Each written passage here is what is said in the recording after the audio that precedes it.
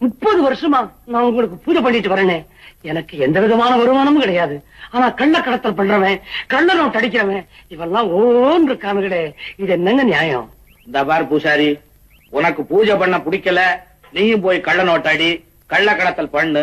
உன்னை எவன் வேண்டான்னு சொன்னா? இப்ப இதெல்லாம் நீ செய்ய போறேன்னு என்கிட்ட வந்து கேட்ட, உன்னை வேண்டான்னு நான் தடுத்தேன். உன் பொண்ணு கல்யாணத்துக்கு பணம் வேணும்னா எவனாவது அறிஞ்சவன் தெரிஞ்சவன் சிநேகக்காரனை போய் கேளு. அதை விட்டுட்டு என்கிட்ட வந்த ஆளுதான். நான் என்ன கோயிலுக்கு பின்னால பேங்கா வச்சு நடத்துறேன்? என் உண்டியல்ல கூட நீங்க தானே பணத்தை போடுறீங்க, அதுவும் கள்ள பணம். நான் எடுத்து பார்க்கவா போறேங்கிற தைரியம் தானே? உன் விஷயத்துக்கு அழுகுறதும் இல்லாம ஊர் அக்கப்போருக்கு வந்து அழுகுறிய. அன்னைக்கு என்னடா கிராம்பு எவனோ கடத்துறானா, லாரிய மடக்கி புடிச்சிட்டாங்களா, அதுவும் ஓன் திருவிளையாடல்ன்ற. ஏயா, நான் கிராம்பு கடத்துறவனா? அது போகட்டும். அன்னைக்கு அந்த கனக சபை வந்து உடம்பு கெட்டு போச்சுன்றான், அதுவும் ஏன் திருவிளையாடல் நீ சொல்ற.